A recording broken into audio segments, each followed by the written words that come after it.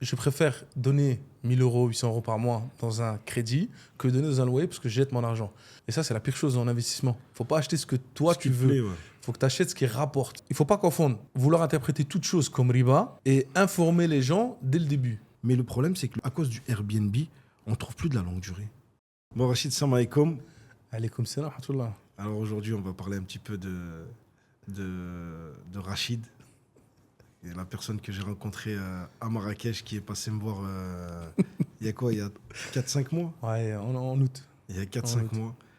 Et où on a beaucoup parlé. C'est pour ça qu'aujourd'hui, je voulais qu'on en parle un petit peu sur le podcast. Alhamdulillah. Je ne dis pas que je veux qu'on reproduise un petit peu cette conversation, mais c'est vrai que elle était enrichissante. On a beaucoup parlé d'immobilier et de religion surtout. Enfin, des contrats, de ce qu'on a le droit de faire et ce qu'on n'a pas le droit de faire. Exact. Dans les transactions. Exactement. Donc, et c'est vrai que ce jour-là, où on a pas mal discuté, tu m'as appris beaucoup de choses. Alors que en toute, tu vois, tu m'as appris des choses, mais tu me faisais comprendre que t'étais pas forcément. Je suis pas un expert. Exactement. Je suis pas un expert de la finance islamique. Voilà. J'ai mes bases, alhamdoulilah, mais je suis pas l'expert. Mais c'est vrai que c'est important. C'est important sur plein de choses, hein, sur les contrats de réservation, comme on en a discuté. Il y a beaucoup de choses où on est ignorant. On pense qu'on a le droit de le faire et on n'a pas le droit de le faire. Exactement. Et c'est pour ça qu'aujourd'hui, j'aimerais bien déjà que tu te présentes, même si j'ai commencé, mais je pense que tu seras... Ok. Alors, je m'appelle Rachid, j'habite maintenant à Dubaï, là où tu es en ce moment, alhamdoulilah. Je suis investisseur immobilier en France depuis 2015. J'aide là au moins à investir dans l'immobilier depuis 2017, sans riba. Et je suis papa de 3 petits garçons, alhamdoulilah. On essaie de faire court, sinon trop lourd. Ça sert à rien. Donc alors c'est ça qui est intéressant, c'est le sans riba. Sans riba. C'est le sans riba, parce que c'est vrai que ça se fait de plus en plus. Enfin, aujourd'hui, c'est très bien bien sûr de ne pas utiliser la riba, mais aujourd'hui, ce qui est bien, c'est que en fait, tu nous apprends que on n'est pas forcément obligé d'avoir 300 000 €. Pas du tout. C'est vrai, parce que quand tu veux acheter un bien, tu te dis, ouais, mais tu es obligé de passer par le crédit. Parce qu'en France, c'est ce qu'on nous met un petit peu dans la tête. Le crédit, il est important. Exactement. En France, tu es focalisé, il faut que tu aies un CDI. Pourquoi tu as un CDI ? Parce que grâce au CDI, tu pourras faire un crédit pour acheter une maison. Mais c'est fou. On est formaté comme ça. C'est exactement ça. Dès l'éducation. Malheureusement, même nos parents, des fois, sans s'en rendre compte, ils te poussent à ça. Va à l'école le plus loin possible. Et j'ai suivi ce cursus. Après, j'ai arrêté parce que je voyais que ça ne menait à rien. Va à l'école le plus loin possible. Travaille. J'étais frontalier luxembourgeois. Donc, les salaires, ils sont énormes par rapport à la France. Travaille. Et la société française fait que tu réussis quand tu as ta maison. Quand tu as acheté ta résidence principale. Mais en fait, elle n'est même pas à toi. Bah oui. Elle sera à toi dans 25 ans. C'est une réussite, ça. Mais exactement. Et nous, on a toujours eu ça dans notre tête. Et malheureusement, là où moi, en France, malheureusement, certaines personnes, à force ou par croyance, méconnaissance ou divergence, là, les guides, mais considère que tu peux faire de la riba. Parce que sans riba, tu peux pas. C'est vrai que j'ai vu passer ça, où il y avait une personne qui disait que finalement, c'est pas de la vraie riba, parce que la riba, c'est à l'époque où il y avait des crédits à taux, à variable. Donc là, à ce moment-là, c'était de la riba parce que tu ne savais pas combien tu allais rembourser à la fin. Oui. Ou il y en a qui disent, si c'est pour ta maison principale, tu as le droit. Non, tu n'as pas le droit. Quelle que soit la forme, tu n'as pas le droit. La riba, c'est de la riba. Les gens... Tu as vu, à un moment, on était à 1% en France pour les crédits. Les gens te disaient, surtout les frontaliers luxembourgeois, il y a une histoire fiscale, etc., qui fait qu'ils pouvaient annuler une partie, etc. Ils disent, non, mais je peux faire la riba parce qu'il y a une fatwa d'un grand cheikh, une fatwa. Et les gens l'utilisent en France. Et ils te disent... je préfère donner 1 000 €, 800 € par mois dans un crédit que donner dans un loyer parce que je jette mon argent. Mais dans la réalité, comme tu l'as dit tout à l'heure, la maison ne t'appartient pas. Elle appartient à l'État. Tu as une hypothèque ou une garantie financière, etc.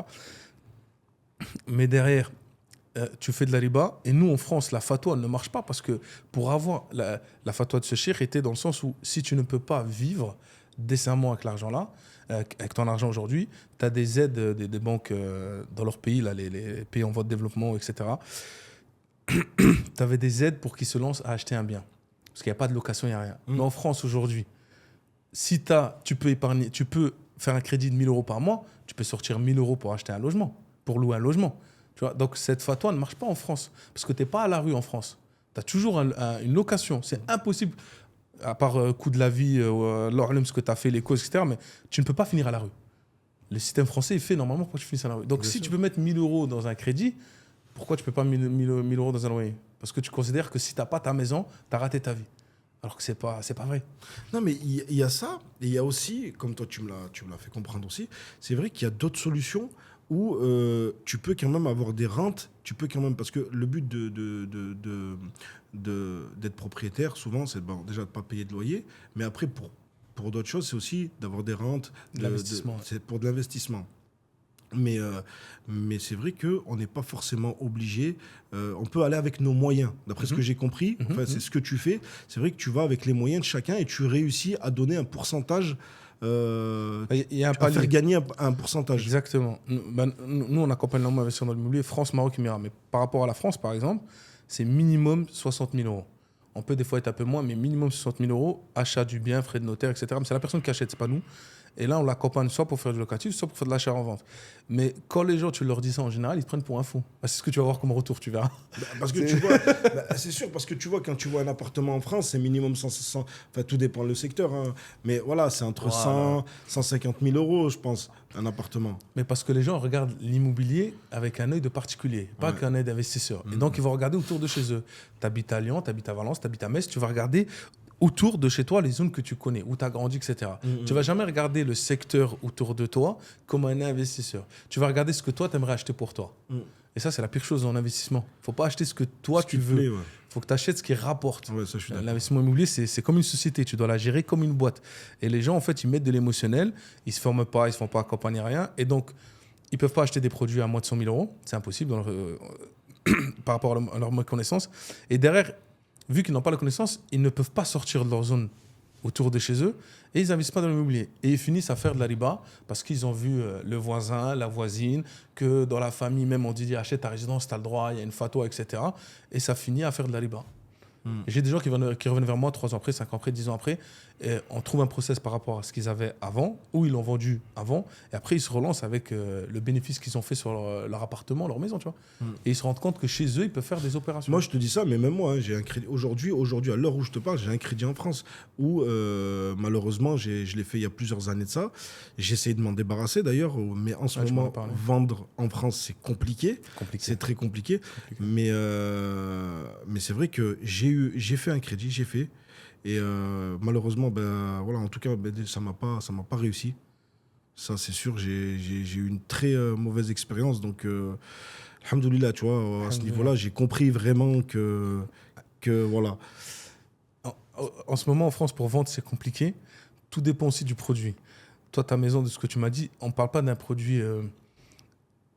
on ne parle pas des petites sommes.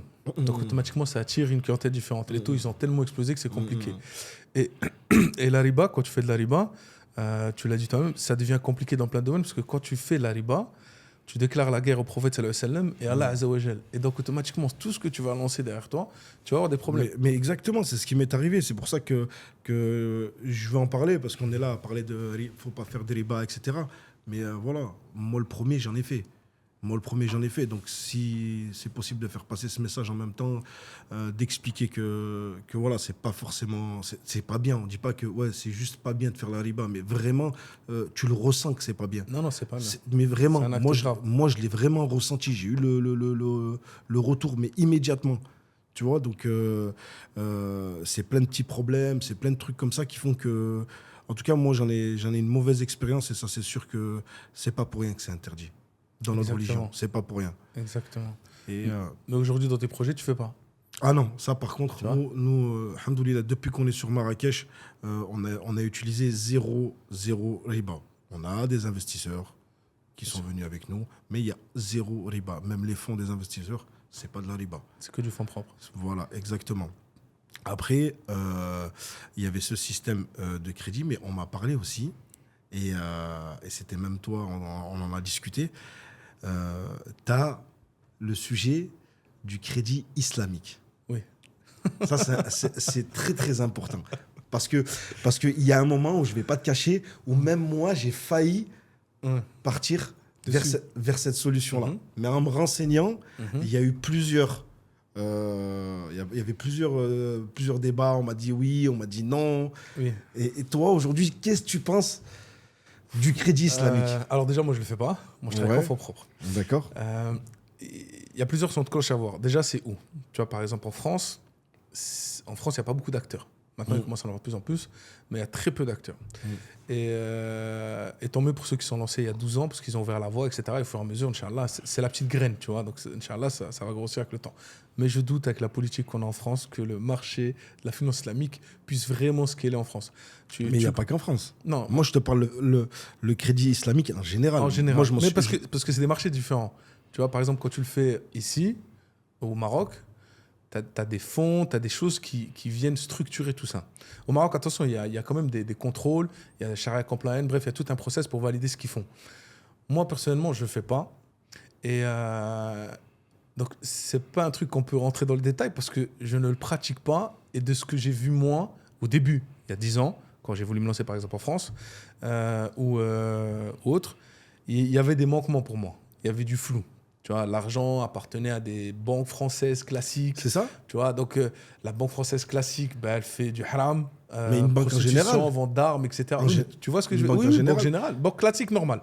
Donc, et moi, ça m'avait freiné à l'époque. Donc, j'avais levé le pied, etc. Et donc, aujourd'hui, est-ce qu'aujourd'hui, les acteurs français ont changé de manière de fonctionner, etc. Je pense que oui, mais je n'ai pas été creusé parce que mon père, il y a toujours une règle qu'il nous avait donnée.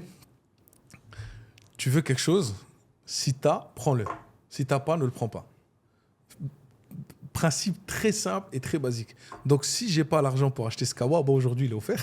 Mais si je n'ai pas assez d'argent pour acheter ce kawa, je ne le prends pas. Et donc, il y a des solutions qui existent, mais il faut creuser pour voir si ça respecte vraiment la finance islamique ou pas, et si c'est validé dans le process.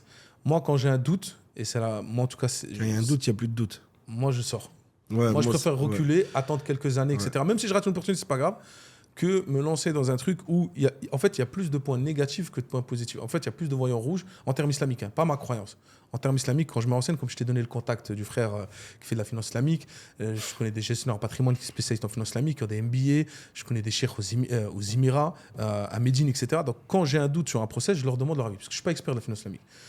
Quand eux-mêmes, soit ils me confirment que c'est OK, donc là, je peux investir dans les projets, dans les produits, etc. Mais quand il y a un doute ou qu'on n'arrive pas à creuser parce que les personnes en face, je ne parle pas des acteurs en France, etc., quel que soit le domaine, quand les acteurs en face n'acceptent pas de donner ce qu'il y a derrière pour que tu puisses vraiment savoir si c'est viable ou pas, moi, perso, un doute, j'y vais pas, tu vois. Et ça, c'est important. Toi, t'es pas, la finance islamique, t'aimes pas? Ah non, moi, c'est pas ça. C'est qu'aujourd'hui, pour pas te cacher, si demain, on a le droit de le faire, mais bien sûr, c'est tout un avantage pour nous, que ce soit déjà nous pour l'Ivoplio, pour nos clients, parce qu'on a beaucoup de clients qui nous demandent ça aussi. Mais c'est vrai que, vu que j'ai entendu qu'il y a beaucoup de divergences, moi aussi, j'ai peur de rentrer dans ça. J'ai peur de rentrer dans ça parce que moi, en gros, on m'a toujours dit c'est une riba cachée. Non, pas vraiment. Parce qu'en fait, en plus, toi, tu es au Maroc là. Et au Maroc, ça ne s'appelle pas financement islamique, ça s'appelle un financement participatif.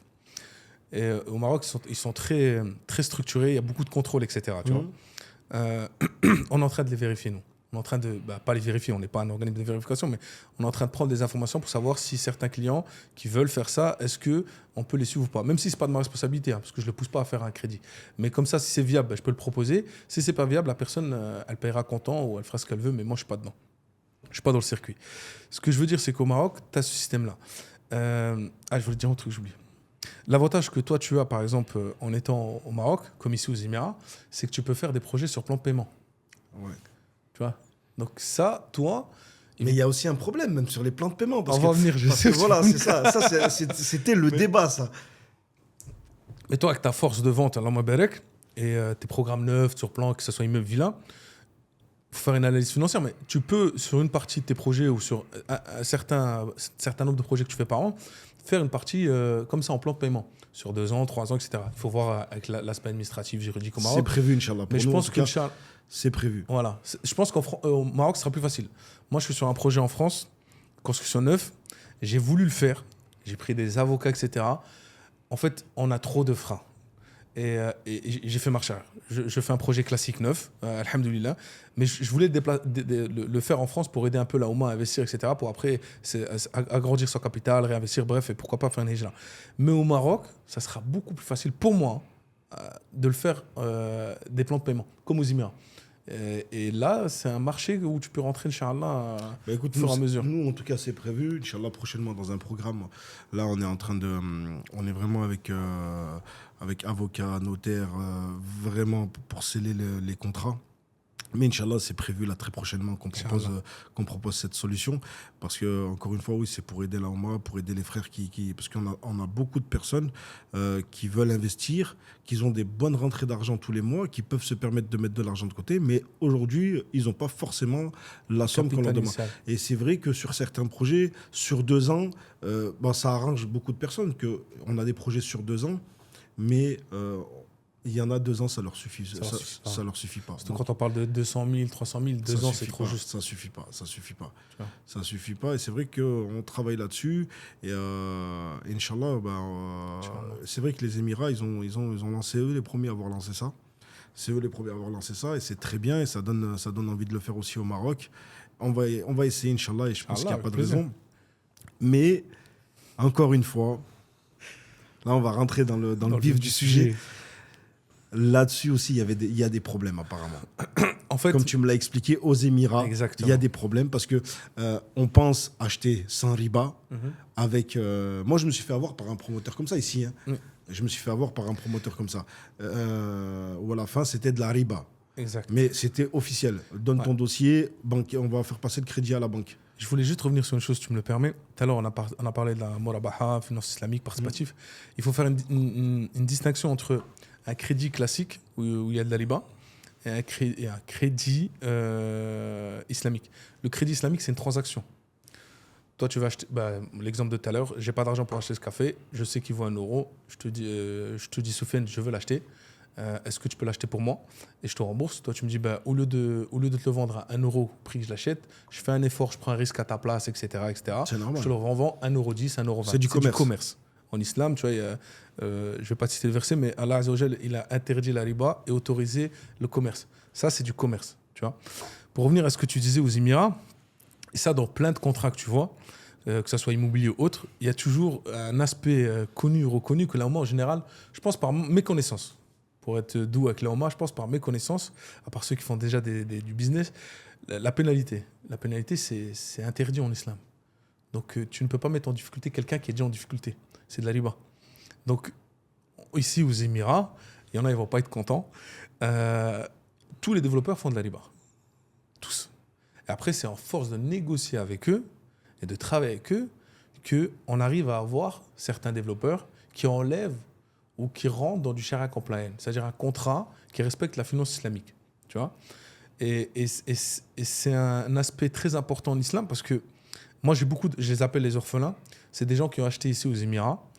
On ne rentre pas dans le mal conseillé, etc. Mais déjà, ils n'ont pas vu le contrat avant de signer. La personne qui leur a vendu leur a dit qu'il n'y avait pas de riba. Parce qu'ils sont arrêtés juste, il n'y a pas d'usure. C'est-à-dire que je fais plan de paiement 4 ans, 5 ans, 8 ans. C'est le promoteur qui te prête. Qui te fait une facilité de paiement. Tu vois. Mais dans le contrat, il y a de la riba, il y a de la pénalité. Et donc, à partir de là, la personne skina, quand elle a une difficulté financière, elle a un retard de paiement le 5, le 10, elle a un retard de 1 mois ou quelques jours, elle reçoit une relance, etc. Et selon le développeur, ça tape sur la main dès le premier mois. Des fois, on te laisse une petite marge, etc. Et là, en général, ils se rendent compte que on m'a dit qu'il n'y a pas de riba, mais au final, il y a de la pénalité. Donc ça, on va rentrer dans le fait que c'est de la méconnaissance. Et ça, moi, je les récupère après. Parce que derrière, automatiquement, ils sont déçus du vendeur en face, ils sont déçus de ne pas avoir vu, etc. Et il y en a, financièrement, ils n'ont pas eu une bonne analyse stratégique financière de leur situation. Et ils achètent un bien, mais ils ne peuvent pas payer. Mais au bout de 1, 2, 3 mois où tu ne payes pas, il y a un process d'expropriation qui se lance, etc. Ils se retrouvent à être en perte, une vente. J'ai eu le cas récemment sur une villa à Sharjah, où la personne, elle a acheté un bien, une villa neuve, livraison là en septembre, je ne dis pas de bêtises. La personne qui lui a vendu lui a dit c'est sans riba. Et c'est vrai, dans le contrat là, de ce développeur-là, à Sharjah, il n'y a pas de riba. Ça, c'est vrai. Et c'est un seul contrat. Et derrière, en fait, le vendeur qui lui a vendu lui a dit c'est un flip, c'est une entrée-sortie sur plan. C'est-à-dire, il lui a dit t'achètes aujourd'hui à ce prix-là, quand tu arrives à 30% de plan de paiement, tu peux vendre. La personne, parce qu'elle n'a pas lu le contrat. Elle fait confiance, barbue, voilée, elle dit c'est bon, je peux faire confiance. Sauf que dans la réalité, c'est 50%. La personne financièrement n'avait pas. Donc à 30%, elle s'est retrouvée bloquée, obligée de brader la maison ou d'accepter l'expropriation. Alors, tu vois, c'est intéressant ce que tu dis parce que moi, j'ai eu le débat avec un associé à moi où nous aussi, on a ce problème-là avec certains clients. Et par contre, on essaye vraiment d'arranger le truc. Maman Berek. Parce qu'on a des clients qui ont foncé de tête baissée. Nous, on n'est pas dans les comptes des clients, malheureusement. Mais aujourd'hui, par contre, on a appris de nos erreurs où vraiment, on essaye de conseiller le client. On rentre dans les détails. Tu es sûr d'avoir l'argent parce que c'est un plan de paiement. Aujourd'hui, peut-être, certes, il faut sortir 30, 40 ou 50 000 euros. Mais est-ce que tu vas pouvoir, par la suite, payer, etc., etc. Et j'ai eu ce débat un jour avec mon associé où il y a un client qui, malheureusement, ne peut pas payer. Donc, il faut vraiment qu'on l'arrange au maximum, etc. Mais après, le problème, c'est que nous, les clients aussi, c'est compliqué. C'est très compliqué. Et ça, on a eu le débat, toi et moi, là-dessus. On en a discuté. Parce que, comme il me disait mon associé, en fait, tu as la harboun, la compte, la harboun, et tu as la pénalité. Ouais. Donc, c'est deux choses différentes. Parce que non, pas la pénalité, mais ce que je veux dire, c'est que le harboun, la compte, ne se rend pas. On a le droit. Alors, regarde. En fait, ça dépend de ce que tu fais. C'est vraiment compliqué à... Alors, je vais revenir juste à la pénalité. Tu vois, la pénalité, moi, ce que je fais avec certains développeurs, c'est qu'on négocie qu'ils l'enlèvent sur un seul contrat. Il n'y a pas de contrat bis, etc. Ça, il doit y avoir un seul contrat en islam. En tout cas, le contrat que tu signes, il ne peut pas y avoir un contrat avec la riba et une feuille A4 disant que la riba, elle s'annule. Ici, beaucoup de gens font ça. Ils te disent qu'il n'y a plus de riba, mais ils font deux contrats. Le contrat initial du développeur et ils font juste une feuille A4 avec le développeur qui dit que l'article 6, par exemple, ne fonctionnera pas exceptionnellement pour ce client-là. Mais en islam, tu ne peux pas signer un contrat où il y a la riba. Donc, il n'y a pas besoin de faire 4 feuilles A4, ça ne marche pas. Donc, nous, ce qu'on fait, c'est qu'on dit au développeur... Supprimer soit tu le supprimes, soit tu mets une charité en face. C'est-à-dire, toi, Soufiane, moi, je t'achète un appartement. Au bout de troisième plan de paiement, je n'arrive pas à payer. Ben, la pénalité que tu vas mettre pour un retard de 1 mois, 2 mois, là, on aime le process, la pénalité, là, déjà, elle ne met même pas en difficulté. Et en plus, l'argent-là, ne va pas dans ta poche. Il ne t'enrichit pas. Il va à une association. Et alors, me balai, qu'il y a de quoi faire, tu vois, avec les associations. Ça, c'est important. Et... Ah, tu vois, ça, je ne savais pas. Et ça, on a le droit de le faire. Ouais, on en avait parlé. Mais ouais, non. Tu peux le faire. Sur l'histoire de donner à une association, on n'a pas parlé de ça. Ça, tu peux le faire. Et moi, ce que je fais en général, c'est que le développeur, il enlève la riba. La pénalité, il l'enlève. Il l'enlève.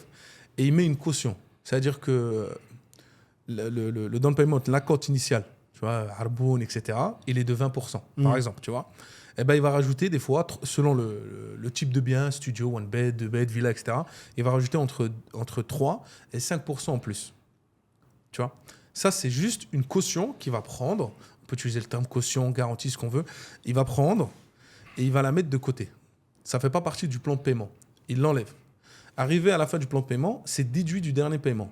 Si la personne a un retard de paiement, vu qu'il n'y a pas de pénalité, on déduit de cet acompte. Là, excuse-moi, là, tu parles de 5% de plus. Ouais. Donc, au lieu de prendre 20, tu prends 25. 25. Mais ce que je veux te dire, c'est que maintenant, imagine, ton client, il est à 70%, mais ça y est, les 30 derniers pourcents, il n'arrive pas à les payer. Les 5% de caution ne servent à rien. Non. Mais là, on est d'accord. En fait, là, tu me prends des cas exceptionnels. Non, mais ce que je veux te dire, c'est qu'aujourd'hui, moi, je suis à 70%. C'est considéré comme un acompte ou c'est considéré comme quoi ? Non, là, tu es rentré dans le plan de paiement. Là. Mais en fait, il est là le problème. Il est là la chose que j'aimerais qu'on explique. C'est que quand j'arrive à 50%, on se dit, parce qu'on se couvre, et il y en a beaucoup qui se couvrent comme ça, et c'est pour ça que je te dis, j'avais eu ce débat avec mon associé, où, oui, mais c'est l'acompte. Un acompte ne se rend pas. C'est Harboun. Non, en fait, regarde. Là, moi, je t'ai parlé de la caution, ça, c'est pour sauter la pénalité. Ouais. Mais la caution de 5%, le process de paiement entre toi, par exemple, Inch'Allah, que tu feras, ou sur le projet, par exemple, qu'on disait de 2 ans neuf, ce n'est pas les mêmes paiements qu'aux Émirats. Aux Émirats, on parle de 1% par mois, 3% par mois. Donc, tu vois, les 5% couvrent 1 mois, 2 mois, 3 mois, selon le mode de paiement. Oui, mais au final, toi, c'est 5%... pareil. Si pendant 6 mois, ils ne te donnent pas de nouvelles, ça fait 6%. Oui, mais ce n'est pas le cas. En général, le gars, en fait, comme tu as dit, les développeurs, ils vont discuter avec lui, trouver une solution. Lui, il peut vendre entre-temps, etc. Il y a tout un contrat de réseau au Maroc aussi, tu as le droit de le vendre. Bien sûr, bien sûr. Moi, je te parle de la partie là. La partie où tu dis, par exemple, le client, il a déjà donné 70%, on en avait parlé, c'est que, par exemple, dès le début dans ton contrat, tu mets bien que si la personne, elle ne peut plus payer à un moment ou à un autre, que tu cherches des solutions avec elle, etc., soit elle peut revendre le bien, soit toi, tu le revends. Mais en général, c'est elle qui va le revendre pour éviter de perdre de l'argent. Elle revend le contrat de résine. Mais pourquoi perdre de l'argent si tu peux pas lui prendre de la pénalité? J'y viens là. Non, c'est pas une pénalité. C'est pas une pénalité. Utilise le terme indemnisation, ce que tu veux, parce qu'en fait, toi, initialement, le bien, tu l'as vendu à lui. Ouais. D'accord. Il t'a donné la compte et il a commencé à payer tous les 6 mois, 20%, 15%. Là. Il n'arrive pas à payer. Mais toi, dans le contrat, tu as bien écrit que s'il n'arrive pas à payer, une partie de la somme engagée, tu la gardes. Mais il faut que ça soit écrit noir sur blanc. Mais alors, c'est et riba, que les deux parties, non, et les deux parties sont au courant de ça. Ça, c'est pas de la riba. Ça, c'est pas de la riba. Ben non, parce que toi, il te met en difficulté. Okay. Le gars qui t'achète un bien. Ouais. Et au bout d'un an mais et alors, demi... si je parle, tu dis une partie, mais si je parle de 90%. Non, bah tu peux pas. Ah non, mais c'est pour ça, il faut l'expliquer. Non, tu peux pas faire ça. Mais qu'est-ce qu'on a le droit de faire? Nous, quand tu m'avais appelé par rapport à ça, tu m'avais dit il y avait une commission de 4008, on va arrondir à 5000 €. Bah, tu peux juste recouvrir, par exemple, ta commission. Non, mais ça c'est moi qui ai décidé de le faire. Tu vois? D'accord. Parce que j'ai calculé et je suis vraiment allé à zéro. Oui, tu essaies d'être le plus... Pourquoi les 5 000 € en général, c'est les agents externes, c'est les agents internes, c'est les commissions des agents. Je ne vais pas payer, je ne vais pas rembourser mais bien ça. sûr. Mais ce que je veux te dire, ce n'est pas ça. C'est qu'aujourd'hui, je veux savoir qu'est-ce qu'on a islamiquement, qu'est-ce qu'on a le droit. Si tu mets dans ton contrat noir sur... Je répète encore une fois, je ne suis pas spécialiste en finance islamique, c'est ce que j'ai vécu ou les questions que j'ai posées, comme ça que tu me poses, et les retours que je te fais. Mais tu pourras toujours contacter le frère que je t'ai donné. Mais en finance islamique, tant que c'est contractuellement, c'est écrit, comme je vais te dire, que si la personne n'arrive plus à payer son bien et que la seule solution, c'est que tu le récupères, tu lui rembourses ce qu'il a donné, mais tu gardes une partie pour toi. Mais si écrit. Oui, mais si c'est écrit que je garde 90%, est-ce qu'on a le droit ou pas? Bah, tu vois, tu vois, parce que c'est écrit. Il faut des témoins exacts. Non, mais c'est écrit. Ok, il a signé. Ok. À Dubaï, quand tu signes, t'as signé. Tu payes pas. Je vais donner l'exemple de la villa ici, la sœur. Elle a donné 570 000 dirhams. Tout frais compris, comme on en parlait hier, les frais de DLD, frais de notaire, frais d'agence, etc. Elle a donné 570 000 dirhams. En euros, il faut diviser par 3, 80 ou 4 selon le taux de change. Bref. Et en fait, ils leur ont donné que 300 000. C'est écrit dans leur contrat. Et leur contrat est Sharia compliant. Mais c'est écrit dans leur contrat. Dans leur contrat, c'est écrit noir sur blanc dès le début. C'est-à-dire qu'en fait, il ne faut pas confondre vouloir interpréter toute chose comme riba et informer les gens dès le début. Quand tu as, par exemple, je prends le cas d'une voiture. La personne, elle achète une voiture à 10 000 €. Tu lui prêtes. Ça, tu as le droit. Il n'y a rien. Mais il faut une date. C'est-à-dire que tu me les rends dans 3 mois.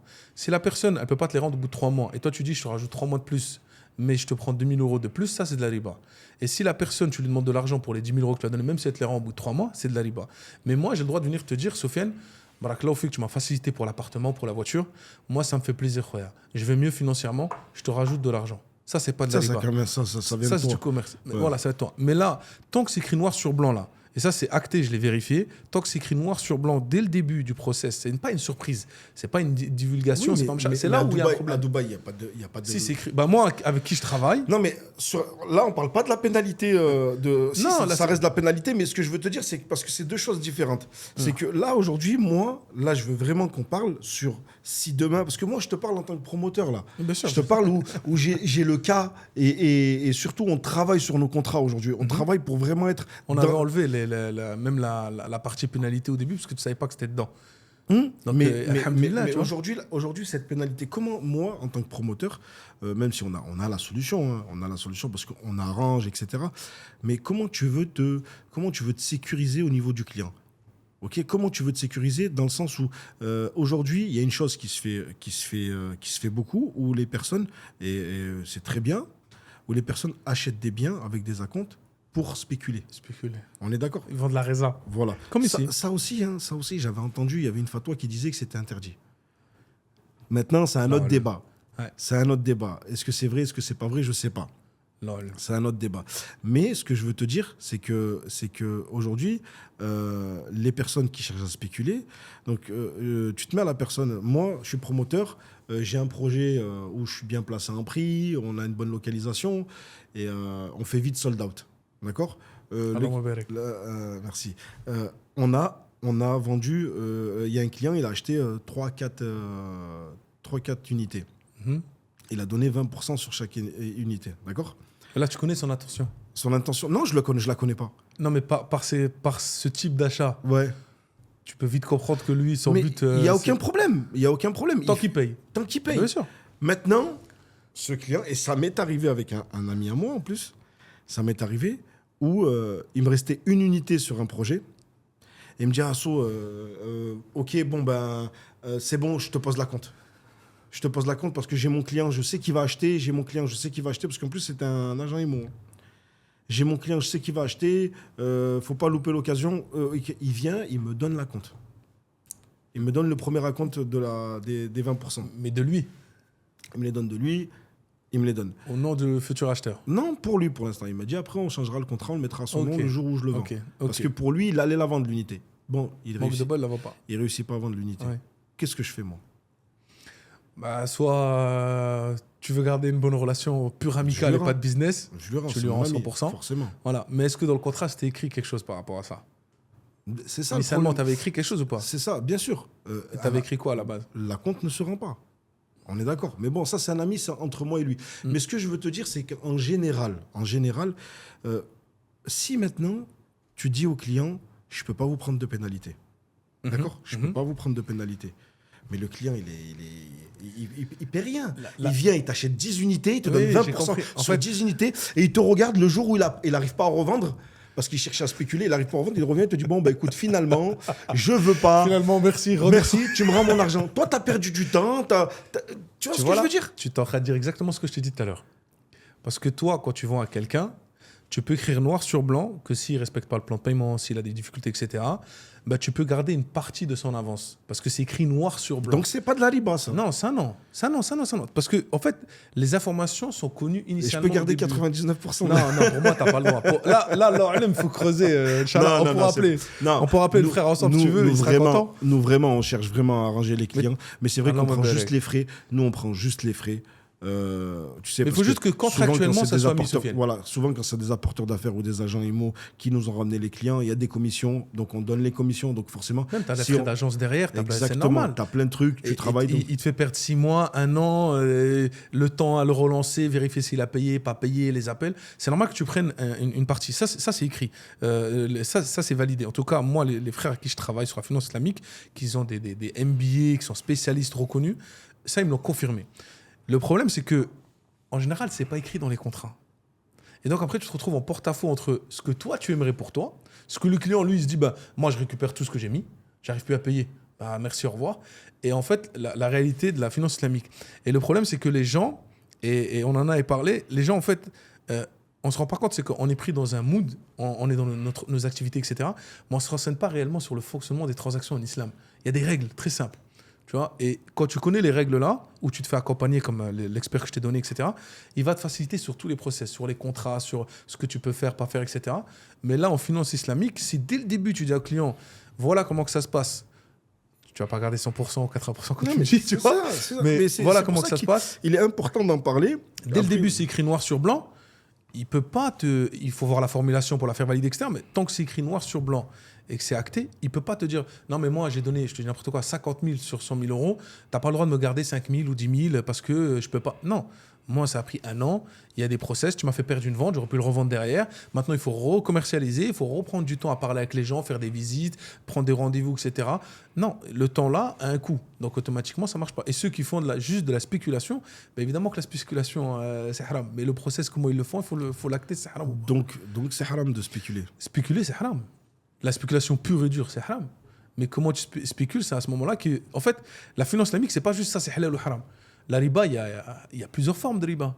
Donc, il faut rentrer dans les détails. C'est pour ça qu'il y a des règles de transaction en islam. Et quand tu connais les règles, ou les bases, ou que tu as quelqu'un qui t'accompagne, là, tu vois plus clair. Mais acheter une résa et la revendre, c'est spéculer. Acheter un appartement et le revendre, c'est spéculer. C'est du commerce ou de la spéculation ? Certains vont dire c'est du commerce, d'autres vont dire c'est la spéculation. C'est très Parce compliqué. Que le problème, c'est à quel moment tu le fais, tu vois. Et c'est pour ça que je te dis, il faut s'orienter. Et sur les contrats de résa, moi, on m'a dit, sur les contrats de résa, est-ce que c'est... Tu vois, c'est ça le problème, c'est que sur les contrats de résa, à partir du moment où tu n'as pas l'intention de garder le bien, quand tu as ton intention de garder le bien et qu'au final, finalement, tu le revends, parce que tant qu'il n'est pas à toi, tu n'as pas le droit de le revendre. Normalement, tu ne fais pas de transaction quand la chose n'est pas à toi. On est d'accord. Tu vois. Et un apporteur un garage de voiture. Et un apporteur d'affaires. Non. Il fait une transaction, elle n'est pas à lui. Oui, mais l'argent passe pas par lui. C'est un intermédiaire. Oui. Ils vont pas. Comment je vais t'expliquer. Il ne vaut pas quelque chose. Alors, ça va être dur à comprendre. Il ne vaut pas quelque chose qui ne lui appartient pas parce qu'il est juste intermédiaire. En islam, tu as le droit d'être intermédiaire. Moi, je m'étais renseigné quand je voulais ouvrir une agence en France, aux frais des frères, et ça me bloquait la riba, parce que 90%, 95% des gens en France font de la riba. Et donc, même de la Ouma. Et donc, quand j'ai demandé, certains frères, et c'est là où, encore une fois, les divergences, la majorité m'ont dit tu peux. Ils m'ont posé des questions avant. Est-ce que c'est toi qui vas accompagner les gens sur leur crédit ? Parce qu'aujourd'hui, les agences, en général, ils présentent un courtier, ils t'envoient vers Michel, Jean-Luc, Karim. Voilà, lui, c'est un courtier, il va te trouver ou une banque, etc. Il m'a dit, si tu ne fais pas ce travail-là, toi, tu es juste intermédiaire. Il y a quelqu'un qui veut vendre, toi, tu es le facilitateur, tu lui vends, tu fais rien. Tu n'es pas témoin de la riba, tu ne la pratiques pas, etc. Il y avait une minorité qui m'a dit, en fait, à partir du moment où il y a cet aspect où le client fait de la riba, c'est 2% des gens que j'ai demandé, c'est ambigu, c'est dangereux. Mais encore une fois, comment tu fais ? Parce que si tu fonctionnes comme ça, moi, un des cheikhs m'a dit ça, en fait, si tu fonctionnes comme ça, toutes les règles sont écrites. Hein, et les savants ont validé tout ce qu'on fait. Tu vois ? Il y a des divergences, évidemment, mais il y a toujours une majorité dans un domaine. Mais la majorité, c'était oui, tu peux ouvrir une agence, Rachid. Tant que dans tes contrats, je vais te donner un tip, c'est que sur ma boîte française, quand tu fais la facture, tu sais, la loi française, elle t'oblige à mettre un article de loi, retard de paiement, etc. Moi, je l'enlève. Tu vois ? Et mon expert comptable me rend fou. Rachid, non, il faut le mettre, c'est la loi. Non, mais non, je ne le mets pas. Oui, mais parce que derrière, s'il y a quoi que ce soit, le client, s'il ne paye pas, il ne paye pas. Tu t'es fait voler, en fait. Mais légalement, tu dois le mettre, c'est la loi, etc. Je ne le mets pas. Parce que c'est de la riba, c'est de la pénalité pure et dure. Tu vois ? Je ne suis pas rentré dans les détails par rapport après, à ça. C'est ton intention et ta nia. Oui. Entre ce qui est écrit sur un bout de papier. Oui, mais j'ai pas le droit de le faire. Et toi, ta nia, comment elle est aujourd'hui, toi, tu sais, au fond de toi, tu ne le prendras pas. C'est ce que je t'expliquais tout à l'heure. Cette pénalité. Il ne faut pas que ça soit écrit dans le contrat. Et en fait, vu que la boîte là, c'était un moment, on a basculé sur autre chose, mais j'avais pas creusé si je pouvais mettre une charité légalement en France ou pas en face. Une association, pour ceux qui ne. Une association en face de la pénalité, c'est-à-dire je récupère la pénalité et je la donne. J'ai pas vérifié si c'est légalement en France, j'ai le droit. Mais tu vois, en France, ça, c'est compliqué. C'est beaucoup plus compliqué. Alors qu'au Maroc, toi, tu peux enlever la pénalité, mettre une association en face, mettre une caution au début du process. Tu peux bloquer dès le début que la personne, si elle fait les paiements, mais au bout d'un moment, elle ne paye pas, il y a des règles pour vendre, il y a des règles pour machin, pour sortir, etc. Si c'est moi qui récupère le bien et je te rembourse, je garde une partie, même si c'est minime, je garde quand même une partie parce que j'ai fait un effort, tu m'as fait perdre du temps. Mais tout ça, ça doit être connu et écrit noir sur blanc. Et je t'inviterai dans tous les cas à contacter le frère que je t'ai donné parce que lui, tu vas rentrer dans l'aspect juridique de ton contrat. Tu vois ? Donc lui, il peut t'accompagner beaucoup plus loin. Ok. Et sur Dubaï, toi, du coup, tu accompagnes. C'est quoi ? T'es agent immobilier ? T'es consultant en immobilier ? Qu'est-ce que tu fais sur Dubaï exactement ? Moi, j'aime pas le terme agent immobilier. Parce qu'un agent immobilier, comme tu le connais, il a ça à vendre, il te le vend et ça m'a écho. Il n'y a pas d'accompagnement. Moi, ce que je fais, France, Maroc, Émirats, c'est que tu vas me voir. On en a parlé hier, tu vas me voir, je vais acheter un bien, je vais analyser ta situation. On va s'asseoir, on va discuter, on fait un visio et on va parler vraiment de toi, qui tu es, ton besoin, tes situations financières, etc. Pour pas juste te vendre le projet à la mode que tu as vu sur Instagram, que ce soit Maroc, Émirats, France, et que tu as juste envie d'y aller parce que c'est beau, parce qu'on te vend du rêve. On va déjà analyser ta situation et à partir de l'analyse de ta situation, on va définir ta stratégie. Et j'ai des gens qui m'appellent pour rejoindre les Muslims Rentiers France, ils finissent aux Émirats.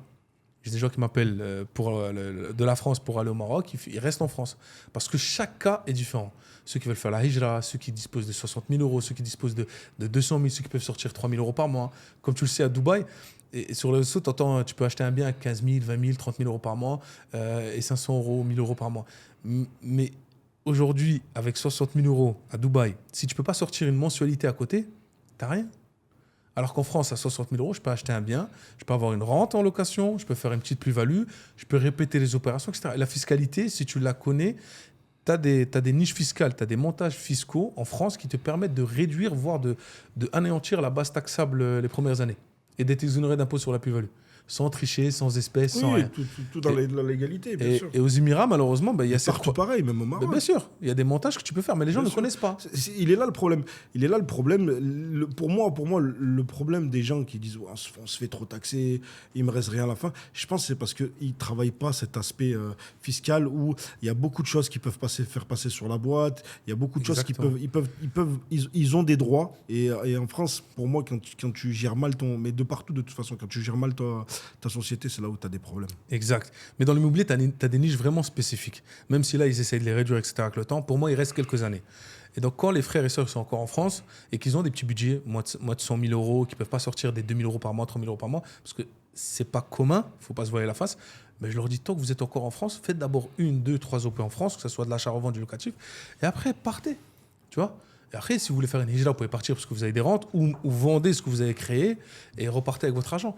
Mais aux Émirats aujourd'hui, quand tu achètes aux Émirats, plus le plan de paiement est long, plus tu es la vache à lait du promoteur. Parce que la réalité du marché n'est pas la même. Parce que lui, il te vend un plan de paiement. Donc, il te vend plus cher que le marché en général. Donc, soit au même prix, soit plus cher. C'est du commerce. Mais toi, en fait, tu crois faire une bonne affaire parce que tu fais un plan de paiement, parce que sur Instagram, tu as entendu 15-20% de renta, 30% de plus-value. Dans la réalité, tu n'y es pas du tout. Parce que personne ne peut dire ce qui peut arriver dans 3 ans. Tu vois. Et derrière, la même somme, tu aurais pu faire mieux au Maroc ou en France. Mais vu que tu ne te formes pas, tu n'es pas accompagné, tu n'as pas la connaissance, tu suis les réseaux sociaux et au bout de 6 mois, 1 an, je te rattrape en tant qu'orphelin et je te récupère ton bien avant. Tu vois. Et ça finit en distress deal. Quelqu'un qui est obligé de vendre. Distress deal, ouais. Et malheureusement, quand on arrive à ce moment-là, en général, on ne peut plus rien faire pour le frère. Tu vois. Il est obligé de faire, comme je t'ai expliqué, la villa avec cette sœur et son mari. Problèmes médicaux, etc. Il n'arrivait plus à payer. Dans tous les cas, ils n'avaient que les 30% initiales pour arriver au plan de paiement. À partir de 30%, à Dubaï, tu peux revendre ta réserve. Selon le promoteur. Il y a des promoteurs, c'est 50. Des promoteurs, c'est 40. Tu vois. Donc, et malheureusement, les gens, comme tu l'as dit tout à l'heure, spéculent. Ils disent, ouais, c'est bon, on m'a dit 30, j'achète à 30, j'ai les moyens de couvrir 30, j'arrive jusqu'à 30, après les 30, je vends. Sauf que la vie, Allah Azza wa Jal te réserve plein de choses. Tu ne sais pas ce qui peut arriver demain. L'exemple de ce couple, la sœur est tombée malade. Financièrement parlant, ils ont été divisés par 2. Ils ne peuvent plus suivre. Et initialement, ils avaient que les 30. Donc, ils se retrouvaient à vendre. Et ils ont perdu, je t'ai dit, 570 sont passés à 300 000 dirhams. La chute, elle est gigantesque. Tu vois ? Alors que si tu avais une stratégie personnelle au début, tu ne peux pas vivre ce genre de choses. En fait, tu aurais fait les causes, en tout cas. Après, c'est Allah Azza wa Jal qui fait. Mais moi, tu aurais fait les causes. Tu vois. Mais pour moi, il y a des opportunités en France, au Maroc, aux Émirats, que ce soit d'autres domaines sur plan. Dans l'ancien, je veux bien ton avis sur l'ancien au Maroc, j'ai le mien, mais j'aimerais bien avoir ton retour. Dans l'ancien au Maroc, je veux d'abord ton avis. C'est vrai que depuis tout à l'heure, on parle de toi. Mais après... mais je veux bien que tu parles de toi et surtout, qu'est-ce que tu penses de l'ancien au Maroc ? L'ancien au Maroc. Parce que beaucoup de gens Alors, excuse-moi. En fait, j'ai des gens, moi, qui me disent je vais investir aux Émirats, au Maroc. Ils oublient la France complète. Et en fait, le syndrome de l'objet brillant. Et ils me disent Rachid, moi, j'ai 50 000, 60 000, je vais acheter. J'ai déjà entendu des trucs incroyables. Le record, c'est un gars qui, avec 100 000 euros, il m'a demandé une villa à Marrakech. Après, il m'a dit je peux monter jusqu'à 160. Une villa à Marrakech. Sud, maximum kilomètre 10, dans un lotissement, piscine. Je dis mon frère, si tu la trouves, je l'achète moi. Je te fais faire une plus-value de 40 000 euros. Je l'achète moi. Non, mais ça, j'en ai déjà parlé. Il y a beaucoup de personnes qui pensent que maintenant, le Maroc est sous-développé. Au Maroc, c'est pas cher. J'en ai déjà parlé ça dans un podcast. C'est pas cher, c'est le bled. C'est fini, ça. C'est fini, je l'ai déjà dit, c'est fini. Surtout Maroc. Mais déjà, le Maroc, Rabat, Casa, ça fait bien longtemps que c'est super cher. Il y a des quartiers qui sont super chers. Bien sûr, l'immobilier, il est cher. Mais après, Marrakech, c'est vrai que Marrakech, le après-Covid, il a explosé. Comme les Émirats, explosé. Le après-Covid a explosé. C'est sûr, parce que on a beaucoup de gens. C'est vrai que maintenant, grâce au métier dans le digital, grâce au télétravail, parce qu'on a appris à travailler en télétravail grâce au Covid, à cause du Covid, je ne sais pas, mais on a appris à beaucoup faire du télétravail. Et c'est vrai que maintenant, tu as ce modèle où tout le monde, moi le premier, on aimerait être nomade, digital nomade. Hein. Donc c'est vrai, être n'importe où, avoir juste une connexion Internet, exactement. Pouvoir bosser. VPN. Exactement. Et c'est ça, et c'est très très bien. Et c'est pour ça qu'aujourd'hui, tu as beaucoup de gens qui ont décidé de s'expatrier. Et il y a aussi le problème français qui fait que... Bien sûr, la situation des musulmans en France, c'est la compliqué. situation en France, donc tu as beaucoup de personnes qui... Là, aujourd'hui, c'est rentré un petit peu dans la tête de tout le monde, la hijra. La hijra. La hijra, elle est rentrée dans la tête de beaucoup, et alhamdoulilah, elle est rentrée dans la tête de beaucoup de personnes, parce que c'est vrai qu'il y a quelques années en arrière, quand tu entendais un frère, il est parti, c'est vrai que c'était... Là, aujourd'hui, ça devient normal, et c'est super bien, tu vois. Donc, pour parler du Maroc, le Maroc, il faut arrêter de le sous-estimer. C'est fini. Le Maroc, comment tu peux expliquer aujourd'hui, on te dit oui, au Maroc, tu cherches un bien pas cher, et quand tu te rends compte de la rentabilité locative, mais tu peux pas. Il y a une logique. Il y a une logique. Donc, dis-toi que si aujourd'hui, tu as une rentabilité locative qui est bien au Maroc, c'est que derrière, tu as l'immobilier aussi, tu as le prix qui va avec. C'est vrai qu'aujourd'hui, on est toujours...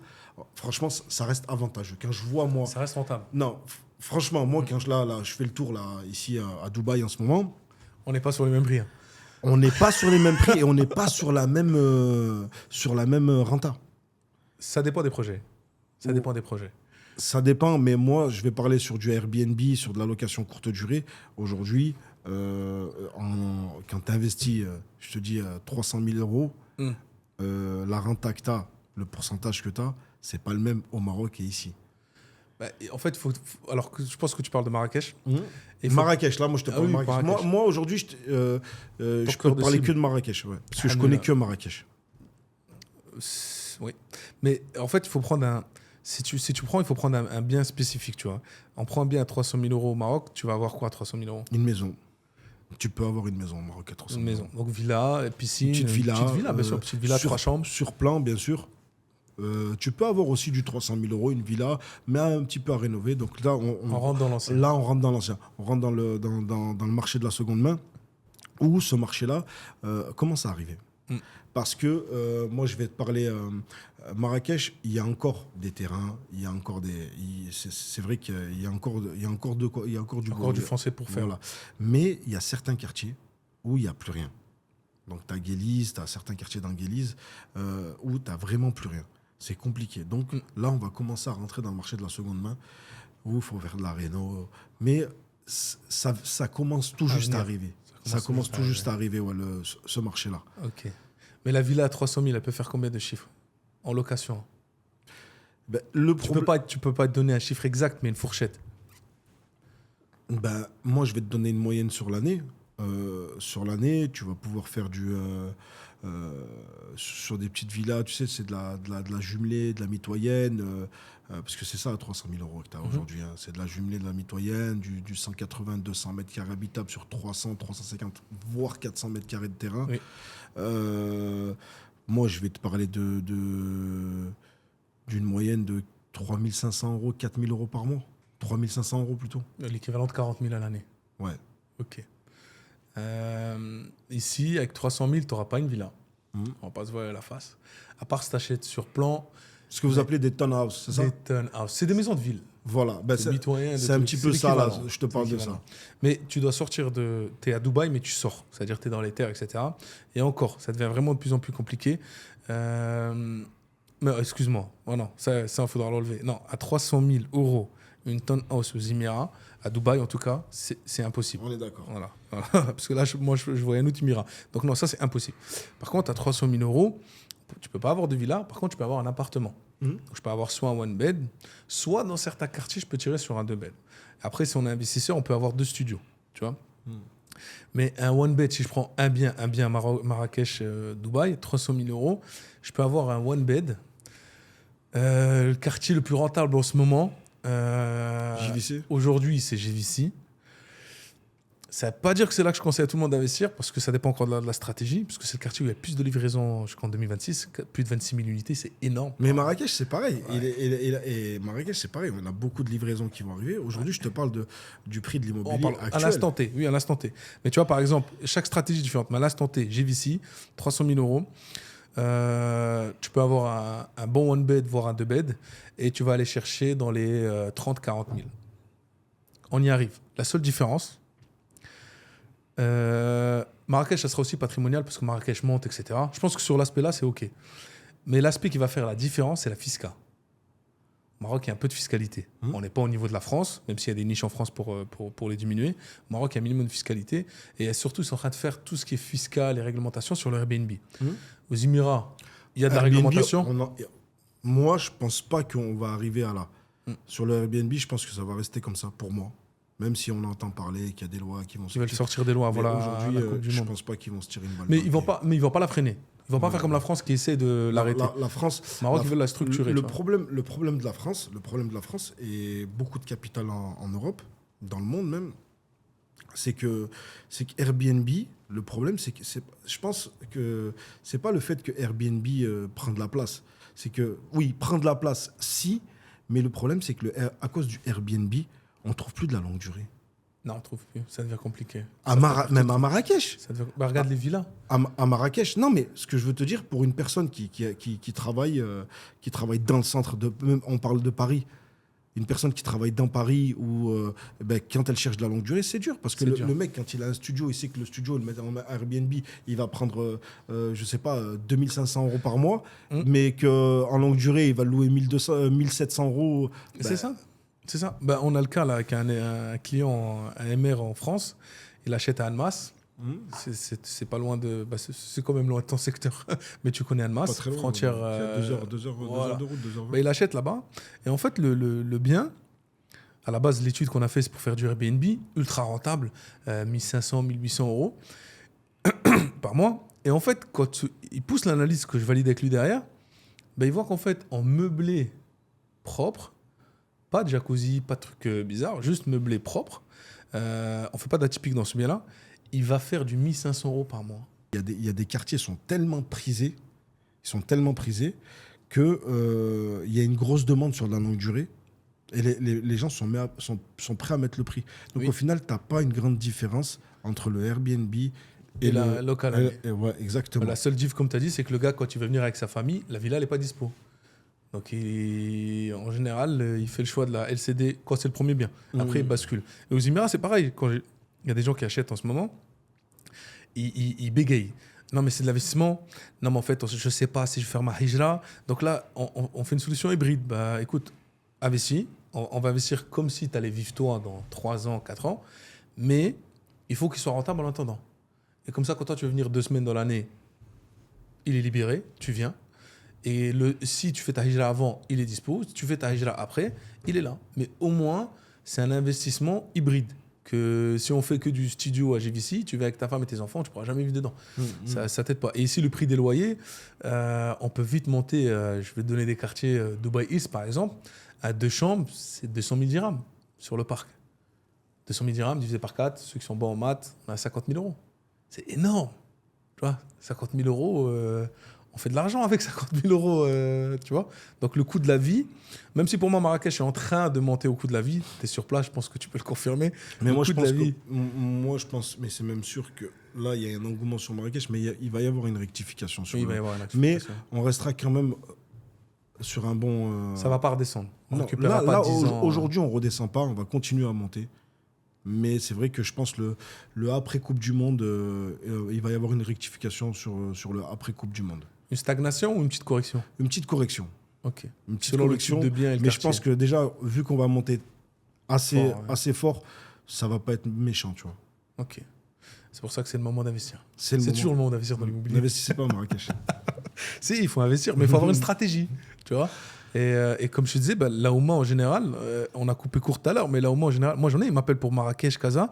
Et par exemple, quand tu avais le projet d'appartement, donc je proposais les lots que tu m'avais donnés, quand c'était sur Marrakech. Mais les gens, ils me disent, combien ? Je dis, oui, là, 100 On va arrondir à 100 000 euros. T'as une piscine. Ah non, mais laisse tomber. Alors, je regarde Casa. OK. On avait une stratégie Marrakech, parce qu'on définit une stratégie, comme je dis tout à l'heure. Au final, Marrakech. Au final, il me dit non. Financièrement, tu sais quoi, moi, je préfère Casa, c'est un peu moins cher. J'ai la famille là-bas, ça me dérange pas. Hybride, comme ça, j'y vais de temps en temps. Je l'envoie, c'est encore plus cher. Non, mais Casa, pourquoi? Mais les quartiers que tu me dis sont trop, machin, nanani. Non, mais on sous-estime le Maroc.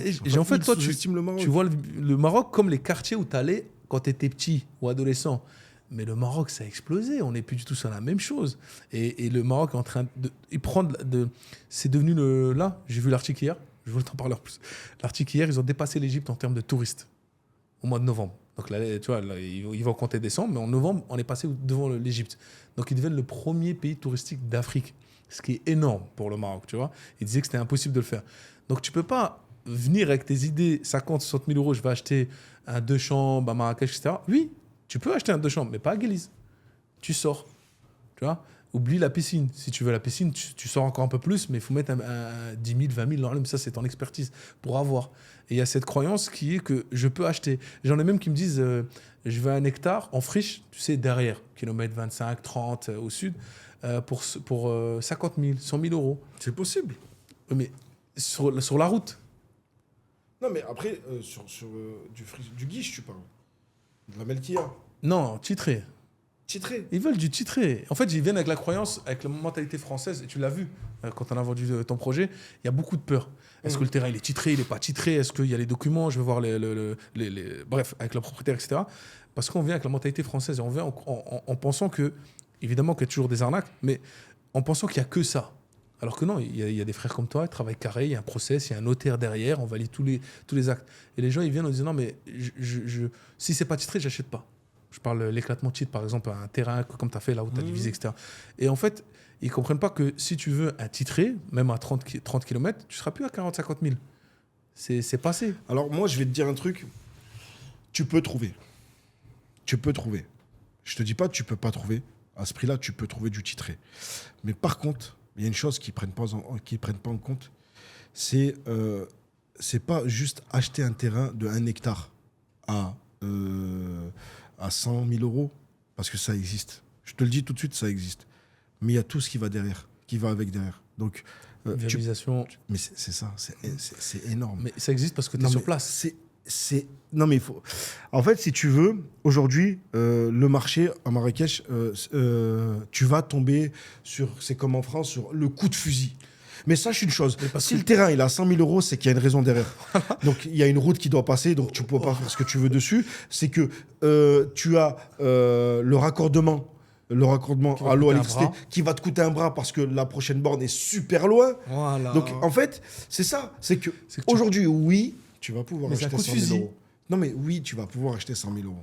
Tu auras ton titre à 100 000 euros, même à 60 000 euros. Mais il faut que tu sois là. Non, c'est pas ça. Tu vas pas trouver sur Internet. C'est que tu vas l'avoir ton titre à 100 000 euros. Et tu vas sortir mais aujourd'hui, pour le faire. Pour avoir ta maison sur pied, combien tu vas sortir Aujourd'hui, à Marrakech, on est à, en moyenne, 1 000 euros du mètre carré, 900 euros du mètre carré pour la construction. Là, sur un projet comme ça, tu n'es plus à ce prix-là. Tu montes parce que tu es loin. Parce que si tu veux, le raccordement, ça va te coûter tellement cher. Parce qu'aujourd'hui, à Marrakech, tu peux encore construire sans être raccordé aux évacuations, etc. Ah bah non. Et ça, les gens, ils ne le comprennent pas. C'est pour ça que moi, je dis, quand les gens ils me demandent un truc, moi, je te parlais d'un hectare à entre 40 même 100 000 euros, je leur dis non, ou très compliqué, parce qu'il faut être sur place. Si tu n'as pas un chasseur ou toi-même sur place qui va aller voir tout le monde, tu ne peux pas le trouver sur Avito, etc. Tu sais que je n'ai pas envie de te dire de conneries, mais pour moi, tu sais, à Marrakech, le process de construction, il est très encadré, malgré ce qu'on pense. En France, tu déposes un permis de construire, tu construis. D'accord ? Ensuite, à la fin, tu fais tes tests quand tu dois faire tes tests par rapport à l'énergie. Un contrôle à la fin. Le contrôle de l'énergie, mais il est light. T'as même pas... Tout dépend de ce que tu construis. En général, les gens le font, ce test-là, quand ils revendent. Moi, le premier, j'ai fait ce test quand j'ai revendu. Ou je sais pas comment ça s'appelle. Par rapport aux normes de construction, la RT, par exemple, maintenant, c'est la RT 2020. Non, mais t'as la RT. Par rapport à l'énergie, la consommation de la maison. Exactement. Etc. Mais ça, en fait, si tu veux, t'as même pas besoin de le faire en France. Tu vas le faire le jour où tu vas vendre, on va te demander ce papier-là. D'accord. Mais si tu veux pas, tu peux rester 20 ans, 30 ans dans ta maison sans l'avoir fait, cette norme-là. Ça, tu parles de particulier. Voilà. Au Maroc, quand tu veux construire une maison, tu dois commencer par un permis de construire comme en France. D'accord. Ton bureau d'études ou ton architecte, tout dépend. Mais en général, c'est le bureau d'études avec l'architecte en même temps qui contrôle, qui font le suivi de chantier, ce qu'on ne fait pas en France. Pour une maison en particulier. Voilà. Très important d'informer les gens. Tu vois. Ce qu'on ne fait pas en France. Même si tu l'as construit tout seul au Maroc, tu dois avoir un process de suivi. Exactement. À Marrakech, et t'as une autre chose, c'est le permis d'habiter. Alors, en France, c'est en train de venir. Tu vois. T'as le permis d'habiter, donc on vient contrôler ce que tu as fait. Permis de louer plutôt. Ouais.